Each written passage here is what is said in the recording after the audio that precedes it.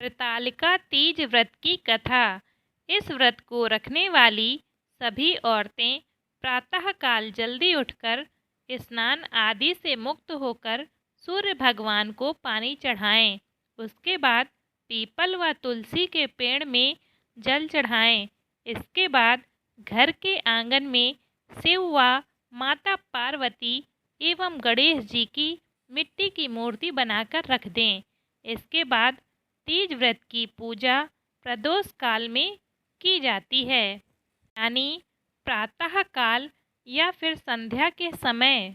पूजा के लिए सबसे पहले फुलेरा बनाकर उसे सजाया जाता है।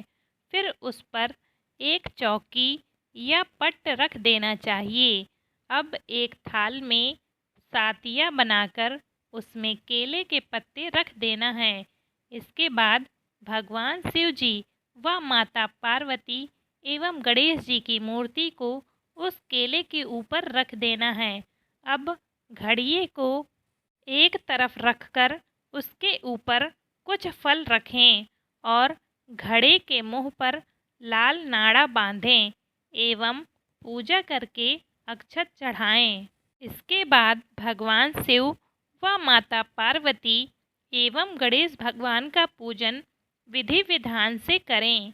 हरतालिका तीज व्रत की पूजा के बाद माता पार्वती को 16 श्रृंगार चढ़ाए जाते हैं तथा भगवान की मूर्ति के चारों ओर परिक्रमा की जाती है।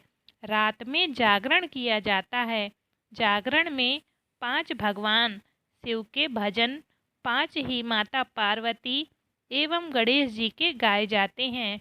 भजन गाने के बाद 5 आरतियां की जाती हैं तथा सुबह अंतिम पूजा के बाद माँ को सिंदूर चढ़ाया जाता है। हरतालिका तीज का व्रत रखने वाली सभी सुहागन औरतें उस सिंदूर में से सिंदूर लेती हैं। इसके बाद भगवान शिव व माता पार्वती को ककड़ी एवं हलवे का भोग लगाकर व्रत रखने वाली सभी औरतें उस प्रसाद से अपना व्रत तोड़ती हैं। यह सब करने के बाद सभी पूजा की सामग्रियों को इकट्ठा करके किसी नदी या तालाब में विसर्जन कर दिया जाता है। हरतालिका तीज व्रत की कथा। हरतालिका तीज के व्रत के महात्म की कथा भगवान शंकर ने पार्वती को उनके पूर्व जन्म का स्मरण कराने के लिए सुनाई थी, जो कि इस प्रकार है। हे पार्वती, तुमने एक बार हिमालय पर गंगा तट पर अपनी बाल्यावस्था में 12 वर्ष की आयु में अधोमुखी होकर घोर तप किया था। तुम्हारी इस कठोर तपस्या को देखकर तुम्हारे पिता को बड़ा क्लेश होता था। एक दिन तुम्हारी तपस्या और तुम्हारे क्लेश के कारण नारद जी तुम्हारे पिता के पास आए और बोले, हे राजन, विष्णु भगवान आपकी कन्या सती से विवाह करना चाहती हैं। उन्होंने इस कार्य हेतु मुझे आपके पास भेजा है और तुम्हारे पिता ने इस प्रस्ताव को स्वीकार कर लिया। इसके बाद देवर्षि नारद भगवान विष्णु के पास जाकर बोले कि हिमालय राज अपनी पुत्री सती का विवाह आपसे करना चाहते हैं। विष्णु जी इस बात से राजी हो गए। जब तुम घर लौटी तो तुम्हारे पिता ने तुम्हें बताया कि तुम्हारा विवाह विष्णु जी से तय कर दिया है।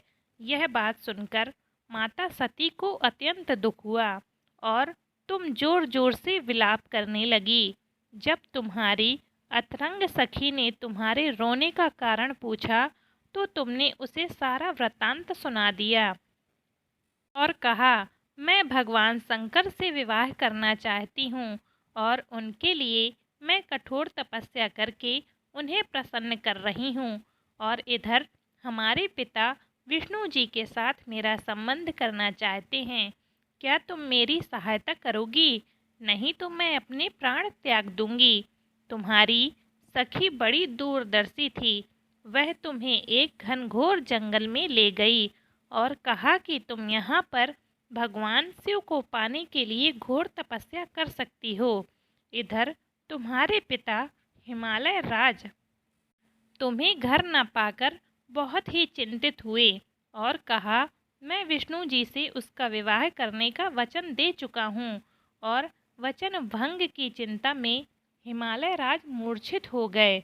इधर तुम्हारी खोज होती रही और तुम अपनी सहेली के साथ नदी के तट पर एक गुफा में मेरी तपस्या करने में लीन हो गई।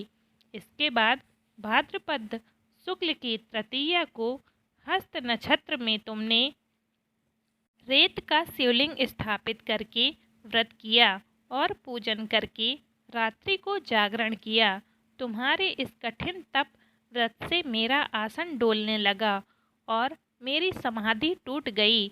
मैं तुम्हारे पास तुरंत पहुंच गया और वर मांगने का आदेश दिया। तुम्हारी मांग तथा इच्छानुसार तुम्हें मुझे अर्धांगिनी के रूप में स्वीकार करना पड़ा और तुम्हें वरदान देकर मैं कैलाश पर्वत चला गया।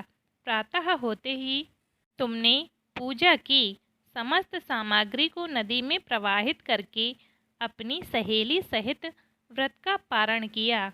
उसी समय तुम्हें खोजते हुए हिमालय राज उस स्थान पर पहुंच गए और रोते हुए तुम्हारे घर छोड़ने का कारण पूछा। तब तुमने अपने पिता को बताया कि मैं तो शंकर भगवान को अपने पति के रूप में वरण कर चुकी हूँ, परंतु आप मेरा विवाह विष्णु जी से करवाना चाहते थे, इसीलिए मुझे घर छोड़कर आना पड़ा। मैं अब आपके साथ इसी शर्त पर चल सकती हूँ कि आप मेरा विवाह विष्णु जी से ना करके भगवान शंकर जी से करेंगे। और गिरिराज तुम्हारी बात मान गए और शास्त्रोक्त विधि द्वारा हम दोनों का विवाह हुआ। हम लोग विवाह के बंधन में बंध गए। इसलिए इस व्रत को हरतालिका तीज कहा जाता है। पार्वती की सखी उसे पिता के घर से हरण कर घनघोर जंगल में ले गई थीं। हरत अर्थात हरण करना और आलिका अर्थात सखी सहेली। तो हरत और आलिका हरतालिका।